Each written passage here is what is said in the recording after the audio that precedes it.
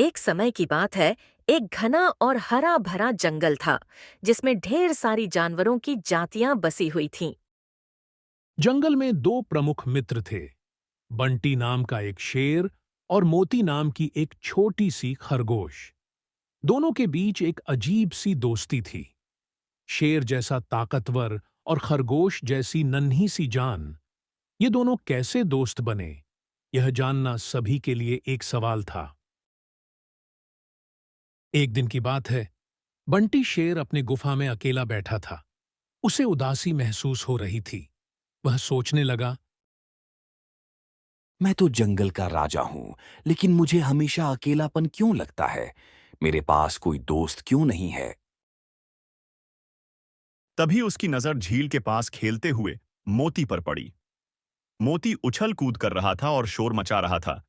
देखो, देखो, मैं कितना तेज दौड़ सकता हूं। बंटी ने सोचा, अगर मैं मोती से दोस्ती करूंगा तो शायद मेरा अकेलापन दूर हो जाए। बंटी धीरे धीरे मोती के पास गया और कहा, हेलो मोती, क्या तुम मेरे साथ खेलना चाहोगे? मोती ने पहले तो थोड़ा डरते हुए बंटी की ओर देखा, क्योंकि शेर की दहाड़ सबको डराती थी। लेकिन फिर उसने बंटी की आंखों में एक अजीब सी उदासी देखी, जो उसने पहले कभी नहीं देखी थी।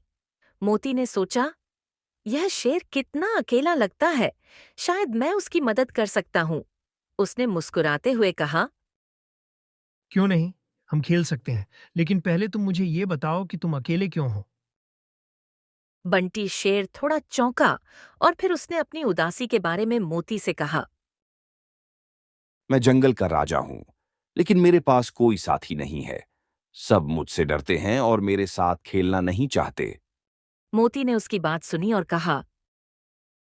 तुम भी मेरे जैसे छोटे-मोटे खेलों में शामिल हो सकते हो। हम साथ में बहुत मज़ा कर सकते हैं। दिन ब दिन दोनों की दोस्ती गहरी होती गई। बंटी को महसूस हुआ कि ताकतवर होने का मतलब यह नहीं है कि वह अकेला रहे। वह भी खेल सकता था, हंसी मजाक कर सकता था और दोस्त बना सकता था।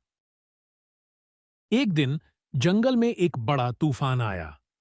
तेज हवा, मूसलधार बारिश और आकाश में गड़गड़ाहट ने पूरे जंगल को हिला दिया। सभी जानवर अपनी अपनी जान बचाने के लिए भागने लगे। बंटी शेर और मोती खरगोश भी सुरक्षित जगह की तलाश में थे।